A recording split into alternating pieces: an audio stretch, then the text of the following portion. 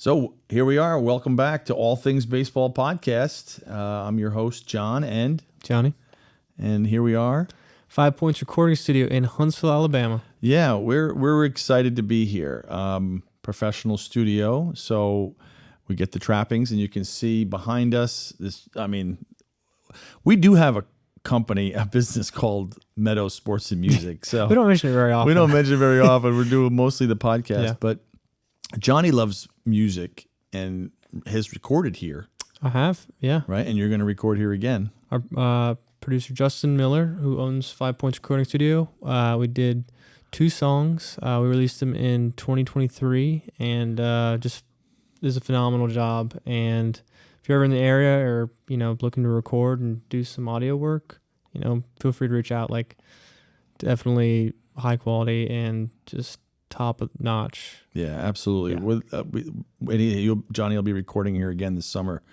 So our episode is about mental health and mental toughness, specifically to baseball. Before we start that, we did want to share something that we're doing, and it's called You Make the Call Night, and it's at Toyota Field. It's on April 26th. It's a game between the Rocket City Trash Pandas and the Birmingham Barons, and we're selling tickets and taking donations for Wellstone, which is a great mental health facility in Huntsville.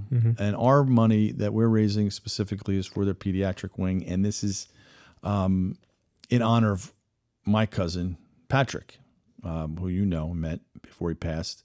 And so we wanted to take the opportunity to share that with our listeners and viewers, that in the description we'll put a little information about it and a link in case you're interested in donating to Wellstone. Even if you're not from Huntsville, we have a program where if you would like to buy tickets to the game but can't make it, we have kids who really would love to go to the game, and we've got some mentors that will help chaperone them too.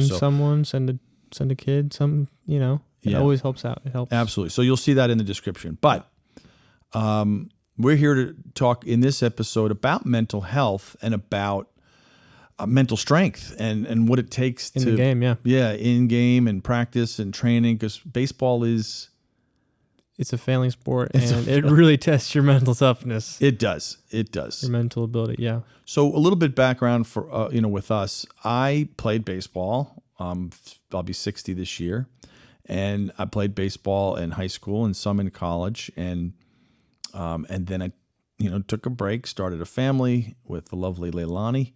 And then, Christina and you came along, and I started getting back into softball first, and then baseball. And so been coaching it really since you were 5, right? And you're 26 now.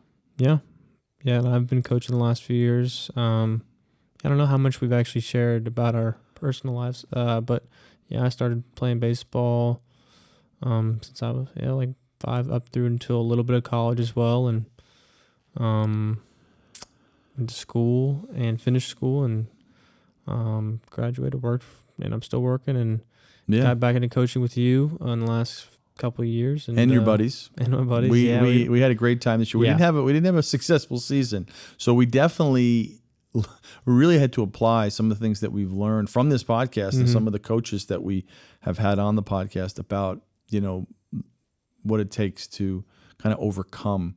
We've had on our podcast a lot of coaches and players, former players, existing players, who have had to overcome challenges, with some sort of failure in the game, right? You had it. Can you share maybe just share one or two things that maybe helped define your career in baseball that you had to overcome?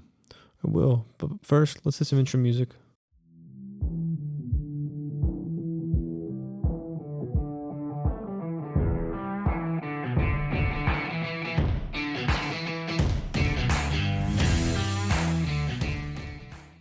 So we're back, and Johnny's going to tell us a little bit about, maybe what he's overcome to have the success that he had, because you did have a successful high school and college career. Yeah, I feel like I did. I think the biggest thing when I was thinking about this was definitely my surgery. After I'd gotten surgery and was out for an extended period of time, I had the repair on my UCL. It wasn't the full Tommy John, but I was out about 8 to 9 months. I remember. Well, you were out longer than that, actually. Well, yeah, I decided not to get the surgery and was out. It was like 5. Doctor gave you the choice. Let's maybe do a PRP injection first. We did that. Yeah. See how it does. After 6 months, you were still having some problems, and then he recommended the repair, not the full reconstruction. He found some bone fragments in there, which is why you weren't recovering so well. But yeah. So you had 6 months of trying to not have surgery and play, and you couldn't. That must have been taxing. Yeah, I remember just being really frustrated, not patient. I wanted to get back as fast as I could, and just over the course of, I guess, over the year and then getting the surgery, and through that year, it was just so just mentally exhausting. Because it's like you want to play and you want to compete and be with your friends and enjoy the game, but it's like you just can't do anything. You can't. For that period of time. For that period of time, and I had to learn patience. I had to learn to be disciplined. To a physical therapy program.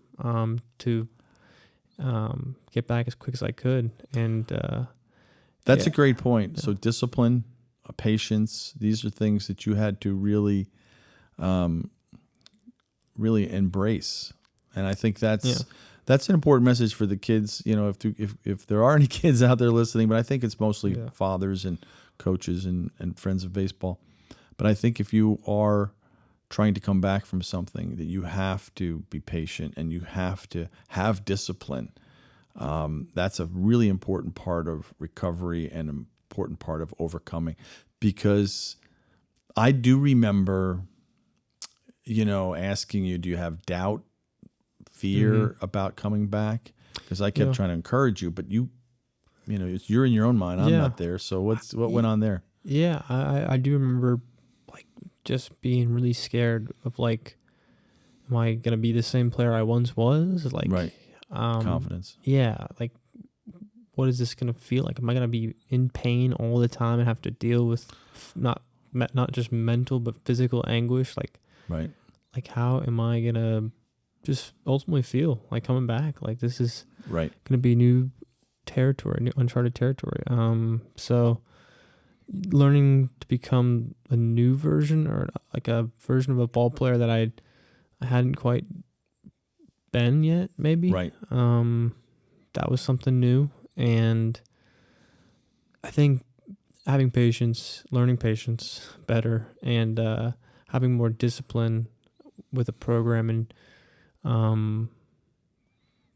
it was easier to stick to the training regimen and actually do the work. I was still doing the work, but it was it wasn't didn't feel like work as much. Okay. I'm going to put you on the spot. We didn't even discuss this off air. As your father, what could I have done better, and what did I do maybe okay in your mind to help support you in your journey back from where you were after the surgery? I think you were really good at just supporting me along the way. You never once doubted that I was gonna not come back. I think that was the biggest thing. You just kept supporting me throughout the whole process. Did I put too much pressure on you? No, I don't think so. You didn't feel that? No, I think there wasn't any. That pressure. Came later. No, there is no pressure. Ultimately, this is just a game. I don't know how many times we say it in the podcast, but this is just a game. Right, it's supposed to be fun. It is supposed to be fun, and it can be mentally taxing, and that's not the fun part. The fun part's winning games, playing with your friends, and the camaraderie, the fellowship, the competing. But you don't competing is you don't fun. get those without the mental hard parts, the mental tough parts. Being able to overcome something, I think, then gives you a sense of accomplishment. Yeah. But the fun parts, the camaraderie, the training, the jocularity, as they say.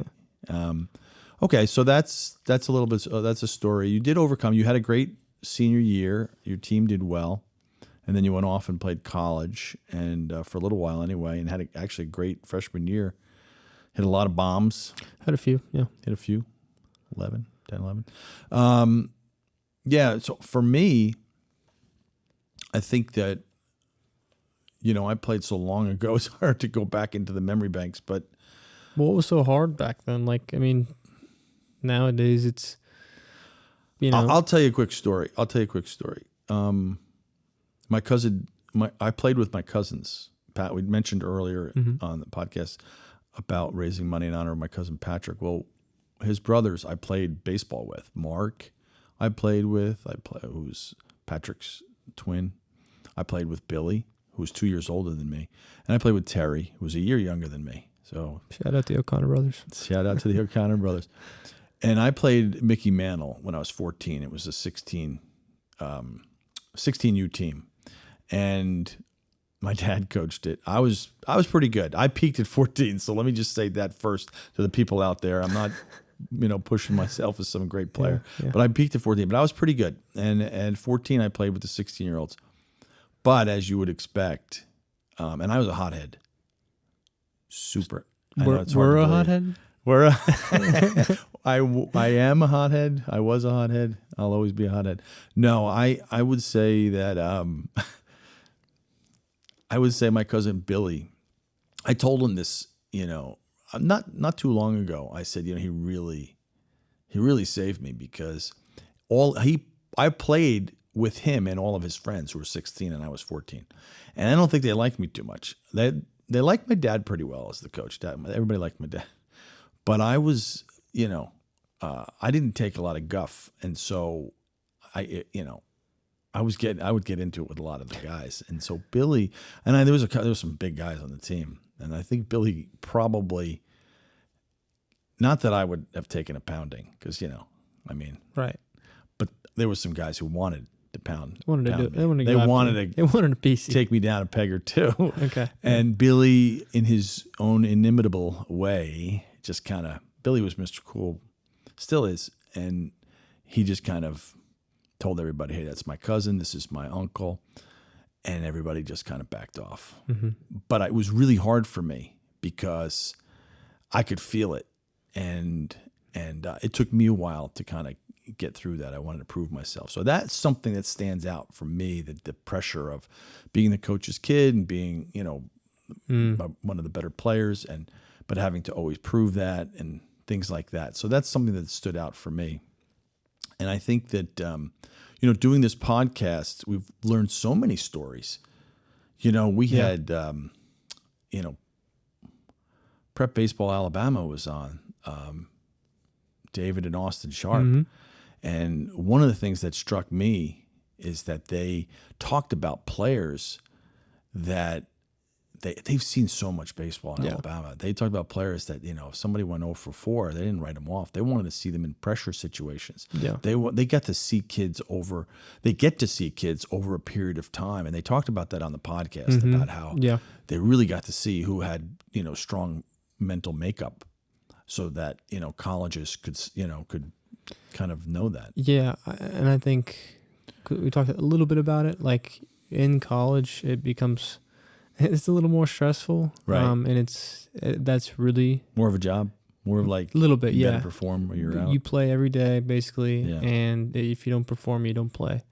Right. And but you do have to be mentally strong to like play at the higher levels because you're tested a lot more. If you practice a couple times and or play a few games a week in high school. You may get a longer leash sometimes, but in college, that leash is shortened and then just keeps getting shorter the higher you go. Talking to Justin, too, you can tell. Right, another podcast with Justin Foscue. It just gets harder and harder. Yeah, he's talking to him, Yeah, he talked about overcoming. He talked about it a lot, about all the different levels. He talked about when he was, and this is we're still in our scouting series, so we really want to kind of tie this into how colleges, scout players, Yogi Berra said that 90% of the game is half mental. So Look that up on the way over here. we looked that up on the way over. We're trying to get that right. How did he say it? In his He had own a lot of yogiisms. yogiisms. But kids today, they pay, the parents pay hundreds of dollars, thousands of dollars for lessons and things like that. And we wonder how much time they spend on the mental aspect of the game. Justin, who we're at his studio now as a coach, and he's working with kids, and his team's doing really well. So, but I'm sure that there's challenges there. He could tell you about them. Mm-hmm. Every coach who's coached, there's coaching now, can tell you, Yep. the different personalities, the challenges, the things, things of that nature. But Justin talked about at each level, he's had to overcome, maybe better pitching. Foscue, Foscue. Yeah. And then what did Coach Royer teach us?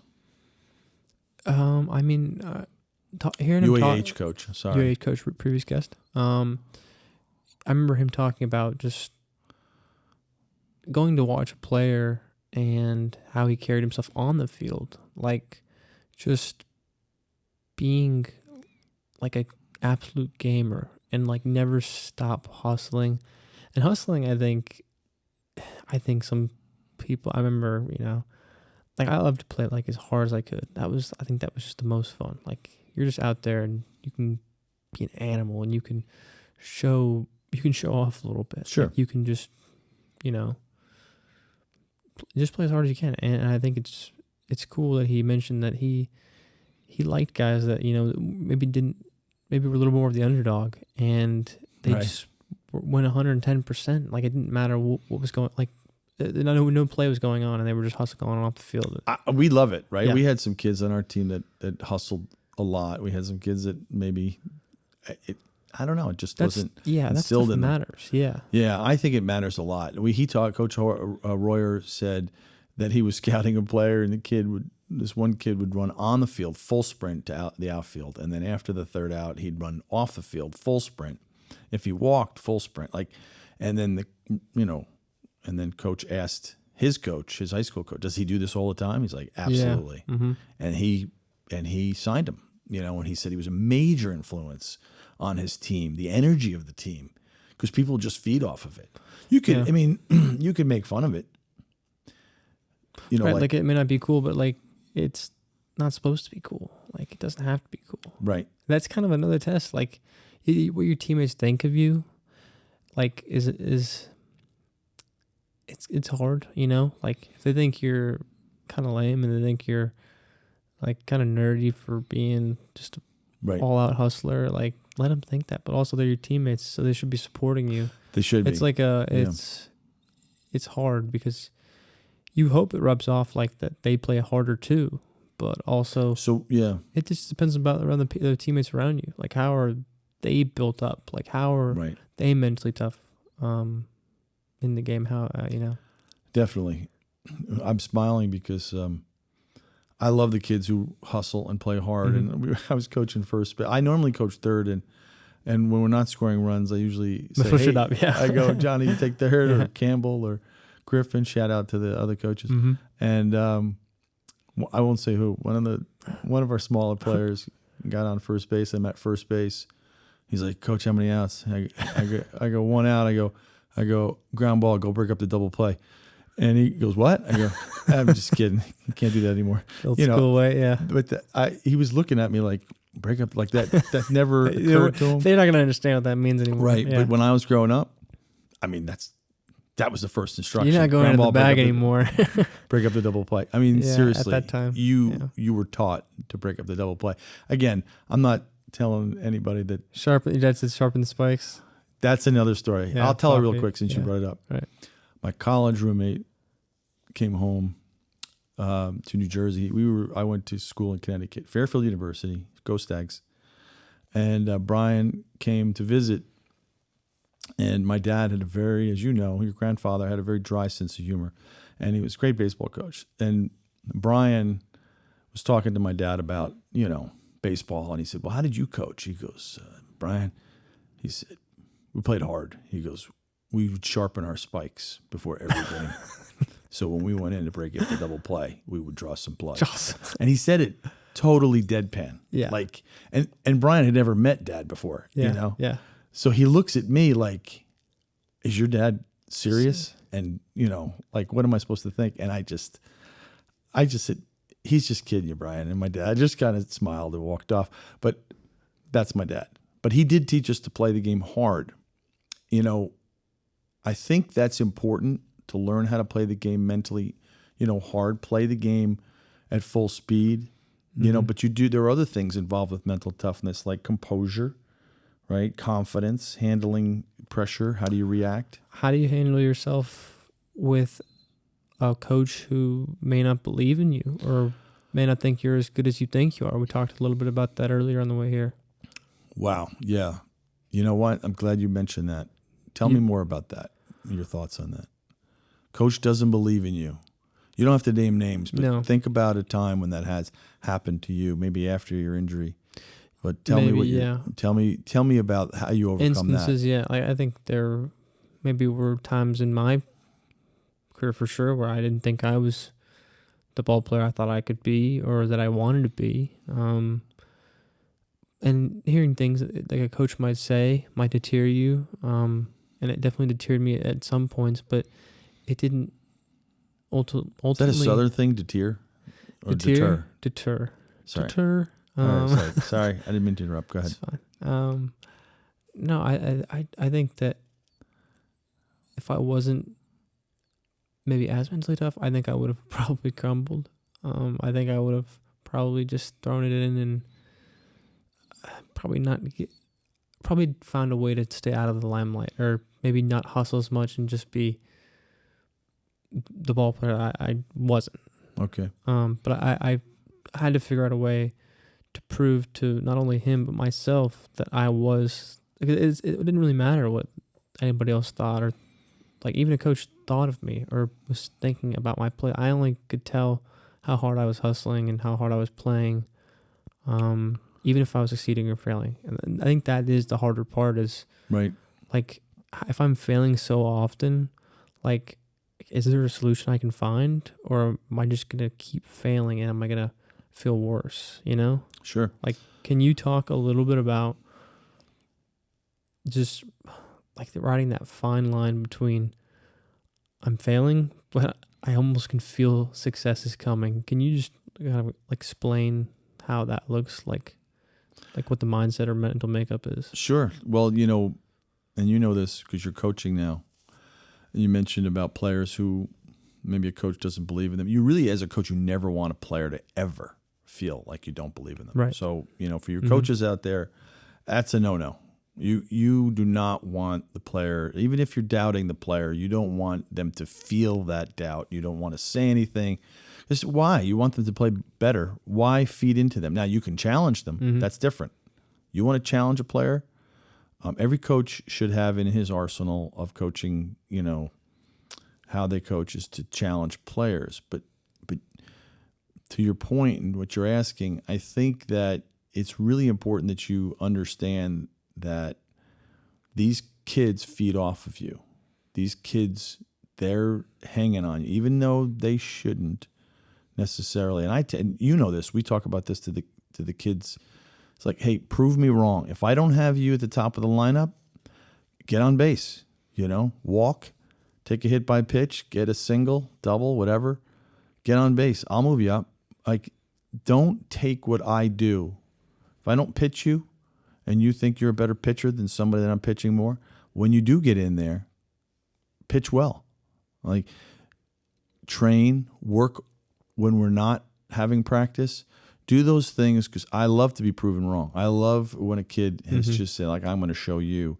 And then if you're a good coach, I think, then you have to acknowledge when someone has, you know, outperformed your expectation and you need to give them more playing time or move them up in the lineup or put them in a different spot.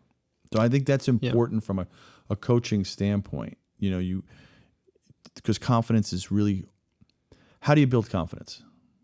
What do you think when you're? I'm talking about personally. You can't give confidence to anybody. How do you build confidence? I think it's when you're at least have a little bit of success, and you can build upon it. That's it, exactly. Yeah. You have to have some success to have confidence. I mean, they say fake it till you make it, but the truth of it is You actually need to feel it. you need to feel like, hey, I just hit the number 3 pitcher in the state, or I just smashed a 400-foot home run, and I was in front of 3 coaches that are right. looking to go. It builds confidence. Justin talked about it again, referencing previous podcasts, because we learn a lot from the people that we've interviewed. Mm-hmm. He talked about when he went down to the Team USA, and he had no offers from any of the, SEC schools, and he just went off. He said that was his term. I went off, Mm-hmm. and he hit like a couple, 2-3 home runs in like a short period of time, and then all of a sudden, next day, his phone's blowing up, and he said he just was feeling it. Right, he was feeling himself like this is. I can do this. I can play with these guys. So confidence is something that comes from success. Yeah. Success is something that comes from preparation, doing it over and over and over and over again. And I think you can micro analyze a little bit of the game. Even if you're failing, there is some success to be had. It's not all just failing, because you look at the numbers and say, I was 1 for 10 in this series. Like, on paper doesn't look great, and you probably didn't perform the way you wanted for your team, and probably didn't help as much as you wanted to. But guess what? If 9 out of those 10 times, or let's say 5 out of the 10 times, you hit the ball really hard and you lined out, those are hard hit balls that could eventually in the future get down, and then you're 4 for 10. 5 for 10 in a series instead of, it's stuff like that. Like, it's not always just about the numbers. I want players to realize you don't always have to look at the numbers and just be okay with them. Like, just be like, yeah, I'm 2 for 20. Like, I'm not doing well at all. Maybe you're not, but that you don't really know unless you're breaking down swings and micro-analyzing some aspects of the game that you're overlooking. Right. It's a lot more. It really is. Like, I think you watch a baseball player on TV now, and J-Rod comes to mind, Julio Rodriguez, and he struggled last year, but he was hitting the ball really hard, and he had a high contact rate, and he wasn't striking out a ton at certain points of the season. So it was more of just like unluckiness and things that were just not going his way. Right. Yeah. I think, and they have stats for that now. Yeah. In terms of BABIP and hard hit rates and lucky. I mean, it's just so many stats. So how do you teach and handle a player who just got punched out on a bad call or bad calls? You tell him. John, we're recording now. No, he's coming back to record. No, he just went like this. We're going to do it again now. Sorry. Can't say that. All right, try it again. Okay, so how do you coach and how do you handle when you've had a bad call go against you? I think you just really, whether you're still in the at bat, I think usually you got to step out of the box, take a deep breath, and try not to. Right, you're still alive. You're still try not to look at the umpire and say something. That's the biggest thing. Right. Keeping your composure for sure. But if you did get punched out, strike 3, and you really didn't agree with the call, it was big. That is the hardest part, to keep your composure, because you always want to help the team out, right, and not be the reason that you got punched or sure. causing out.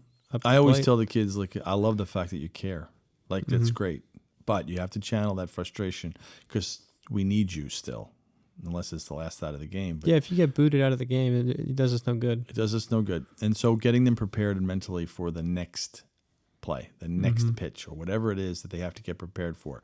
So important as a coach. As a player, you have to get there usually on your own too. It's hard for a coach to get you there. You have to find a way to move past something that's frustrating you, like an umpire call.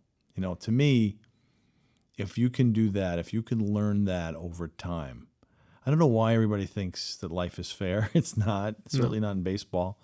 There's going to be out calls that the player was safe and vice versa, ball calls that were strikes and vice versa, interpretations of rules that are wrong. I mean, there's just so many things that go wrong in a game that you have to prepare yourself. Like, we said, it's out of your control.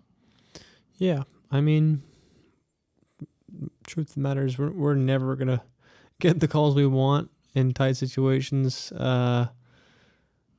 When like, not always, but I think, when we really want them and they don't go our way, it's sometimes it's just not going to happen. Yeah, the want isn't a part of the equation. No, you can want it all you want. It's not going to change maybe what the call was. So I think that's really, really important to coach. Like, just get ready for the next play. Whatever is next, get ready for it mentally. You can't do anything about it. It's not in your control. And as a player, yeah, that's the hard part, but you have to do that. That you have to do that as well. I did want to ask you about how do you get your team up for a game, and how, what do you do to get them prepared mentally? If you see a team warming up and you're like, oh boy, they don't look good, what do you do? Like, what as a coach or as a player, if you feel like I need something, what do you do? I think maybe getting on them a little bit. It shouldn't Hard be coaching. Yeah, a little hard coaching can go a long way, but it really is like getting everybody on board with the same goal, Right. Same mission. Like you have to have buy into what you're believing in. Like I think that's the hardest part. Not only as a player, but I mean as coaches. Like, right. I think struggling to have the players get around the notion that what we're saying is true, or we've believed it's true. Like, we want you to follow along. Like, I think there's Right. a method to this madness. It's been, the game is it's 200 years old, but some of the philosophies and the ways that this game has been played they still play. Like, they still work. Fundamentals, yeah. Yeah, the backing fundamentals up. We still talked to work. Justin about that just a minute ago. Backing up bases, getting the kids to buy into backing up bases, knowing where to go with the ball. We used to practice situations when my dad was coaching. We would go over situations all the time. He would give you a situation and then hit a ball, and you would have to know where to go with the ball. So we talk about the mental side of the game. Some kids have instinct. Some kids have to be taught, like base running. Like, some kids have instinct. Some kids just have to be taught, how to, read the ball. Mm-hmm. If you're on second base and it's less than 2 outs and the ball's hit to the left side of the infield and you're not forced, you can't get in a pickle. You can't get in a rundown there because you're wandering off. So you can teach that, but some kids have the instinct for it. Mm-hmm. So the mental side of the game is also understanding the game and understanding how it's played. The goal of the game is actually simple. On offense, you're trying to advance bases so that you can score and score more runs than the defense. And then obviously, conversely, defensively, you're trying to prevent runners from advancing. You don't want to give up any hits. You don't want to give them any walks. You don't want to hit anybody. You certainly want to field the ball, get double plays, try to get as many outs as you possibly can then run on the ball field while you're playing defense. So that's, what's the goal of the game? The goal of the game is to win, for sure. But it really is to keep, on defense, the runners from advancing, and offense, advance runners. And so Simple concept of the game. simple concept, and then teaching the kids that backing up a base prevents them from advancing to the next base so that they don't get closer to scoring. Right. So all that stuff has to, like you said, you have to get that buy-in. You have to have kids that understand that if you do the little things in baseball, the fundamental things, you're putting yourself in a better chance to win. Yeah. Which means that you'll be happier and you'll have more fun. Now, if you play to win and you play hard, you still can have fun even if you lose. Not nearly as much fun. Some people would argue against that. You can't have fun if you lose. I disagree. I think Pete Rose once said that the most fun he ever had was in the 1975 World Series against the Red Sox, and Carlton Fisk hit that home run. Of course, ultimately the Reds won that World Series, but Carlton Fisk hit the go-ahead home run in game 6. And he said, this is just the most fun game. It was just back and forth, and two great teams were going at it. And he said, after the game, he said to Johnny Bench, he said, wasn't this the most fun game ever? And he's like, what are you talking about? We lost. He's like, yeah, but this was fun. I got a kick out of it. You wouldn't have expected that from Pete Rose, but he liked the competing aspect. So there is something beautiful about the game that even in the height of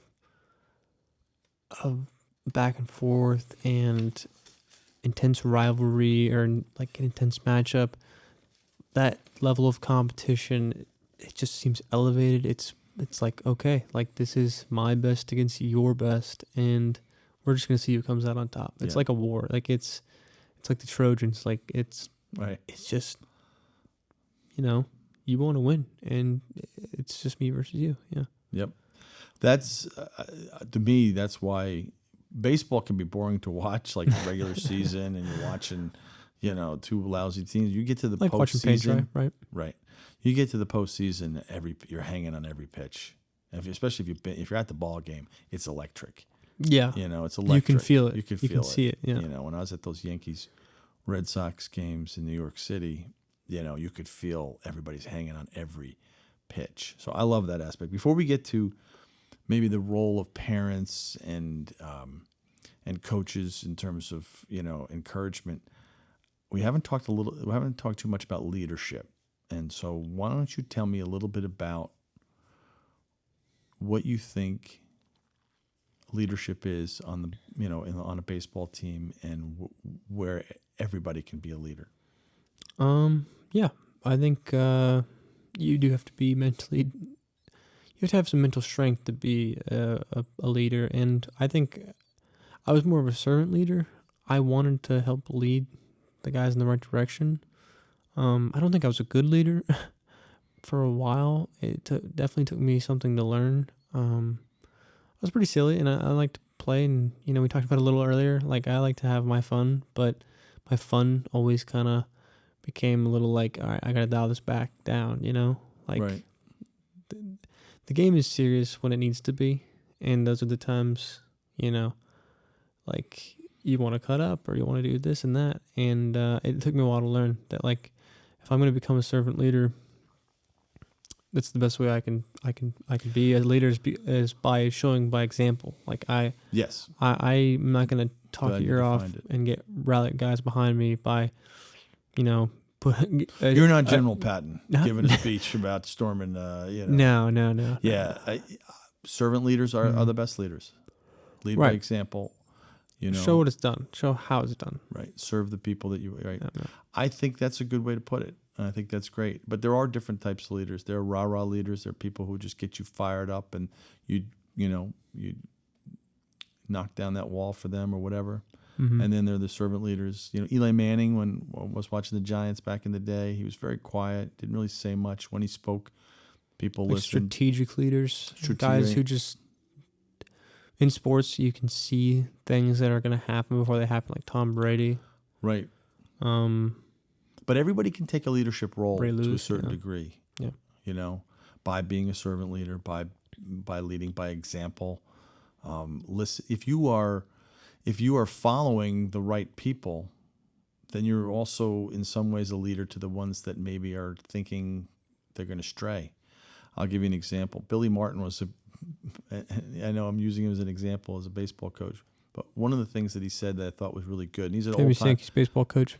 Yeah, a long time ago baseball coach, but he said that on a baseball team you got to get, I'll paraphrase it, but he basically said you got to get the dogs to follow the leaders, right? And so you needed, the guys who would follow the leaders to get the dogs to follow the leader as well. And so he said on every team you had leaders, you had followers, and dogs. And he said if you could get the dogs, I guess by dogs he meant just people who were causing trouble on the team. Yeah. So he characterized his team as leaders, followers, and dogs. And he's like, you got to get the followers to get the dogs to follow the leaders. And it was kind of the way I'm paraphrasing it. I'm probably not doing it justice and probably should cut this segment out. I'm just kidding, Justin. We'll keep this all in. But I think that you get the idea that on the team there's different personalities and you have to get everybody rowing in the same direction like you mentioned. You know who comes to mind, just thinking about the recent World Series wins. The Dodgers just won the 2024 World Series last year. And two guys come to mind thinking about that team. And you easily guess them. It's Mookie Betts and Freddie Freeman. Sure. Both have recent World Series wins within the last decade. Right. And them being on the same team, it's almost inevitable. I mean, they're the Dodgers. I didn't just roll my eyes.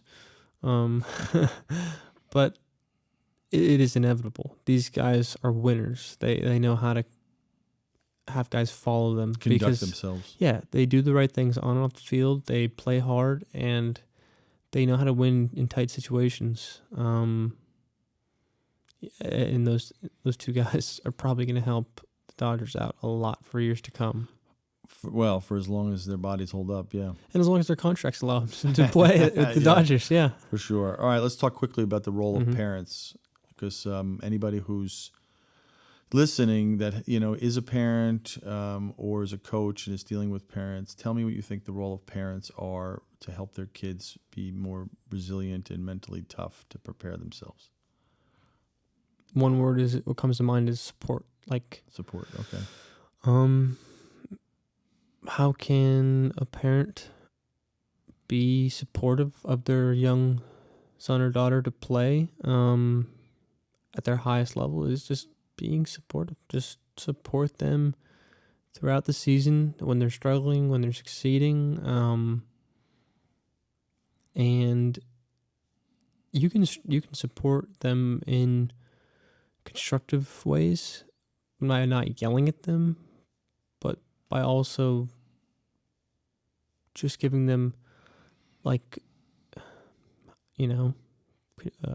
good advice. I mean, I think good advice and not telling them what they want to hear or what they don't want to hear too. We had many car rides on the way back from games where I just didn't want to hear what you had to say, solely because I was in a bad mood from maybe my performance already, or my losing. I didn't like to lose, so I mean, I think where I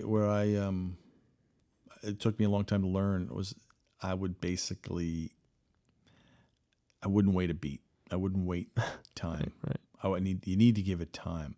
I wanted to tell you if I thought your effort wasn't good enough, which was rare, but if I wanted to let you know that, I let you know very quickly. And you might have been feeling the pain of it. So that's where I probably failed you. But I do think parents, you can challenge your kids to get to new heights and to accomplish things and overcome things. But timing is important. You got to make sure that they're in a place that they are receptive to hear it. And if they're never receptive to hear it, you better find a way to get them to be receptive to hear it. I remember watching you coach some of the kids in the past year or two, and you would give it some time. It doesn't always have to be all of a sudden. I mean, unless it's like dire and whatever, kid's going to get kicked out of the game. Right. But which we had this recently. A little bit, yeah. But if they just struck out and they're pretty upset, give it some time. It doesn't have to be right away. Or after a bad performance, talk to them after the game away from everybody. Things don't need to be publicly. Them. Yeah. You don't want to anytime you're using humiliation. I don't think that's a good long-term thing. It's not good short-term in my opinion, but some coaches will use it to get their players to snap out of it or get moving, especially if they feel like they can handle it. But I think, or an ounce of respect if the coach feels like they're disrespected in a way. Right. Respect is a two-way street. Even though the kids are kids and you're an adult, kids know. Kids can see when they're being disrespected, as obviously coaches get disrespected all the time. Umpires get disrespected. Yeah, we don't want to undermine or belittle the kids, and we don't want to be undermined Right. as Right. well. So, Yeah. yeah, definitely two-way street. It's a two-way street. But I think the role of parents should be to support, find ways to get, to help their child perform better, get them, Take get them video, right- break down swings, Right, break down swings. pitching. get some advice from other coaches and players, parents. Yeah, Get some advice, parents. Get some advice. And I think that's important. I think you should be thinking about how can they be more what's successful? my long-term goal here? Do I want to humiliate the kid? Do I want to, smack them around where they do what I want them to do? Because that rarely works, right? So Right. It's one thing to yell at a player for how bad and much they sucked during the game. It's another thing to yell at them because they didn't feel like they wanted to be there and or pouting or not playing hard. Like those are Right. two different things. And I always understood that. So I mean, I think- definitely yeah. I think the things we've learned as we've been coaching is to help them with self-visualization, help them with self-talk. We talk about this all the time. Don't listen to yourself, talk to yourself. I've heard coaches say, empty your mind and go hit. The problem with an empty mind is that you fill it with negative thoughts. Mhm. It's in human nature that, that your brain will fill with negative thoughts more than they will just fill with strong thoughts. You have to purposely, intently talk to yourself during the game, to coach yourself. You have to talk to yourself in a strong manner. Tell yourself something strong before an at-bat. Tell you something strong before you take the mound or in a final ninth inning where you remind yourself, I'm going to play hard, let the chips fall where they may. I'm going to give everything I have this game. Talking to yourself instead of listening to yourself is one of the most important things that you can do mentally to become a better baseball player. 100%. Yeah. Yeah. Yeah. I You truly agree? believe that. Yeah. 100%. All right. So we want to kind of conclude the episode with that, I think, because for those who are listening to this, we feel very, very strongly that you can build a mental game. It takes time. You have to fail to get stronger. Yeah. And but you need the tools, and you need to talk to your coaches, talk to people that you respect, listen to everybody, sift through the nuggets. I tell coaches, my players all the time, I'm going to be talking a lot about this, that, and the other, your swing, this, that. I understand you cannot absorb everything, but make sure you take the nuggets that can help you in your game. And, Yeah, I think you'd be really happy, the work you put in. It's a daily thing. Yeah. I mean, you're not going to become the ball player you want overnight. Everybody wants it. For sure. No, but it's a great episode. Buy tickets April 26th. April 26th. The Toyota link Field. is again in description for You Make the Call night. You make the We call. really appreciate you being here, and we'll see you on the next one. Thank you.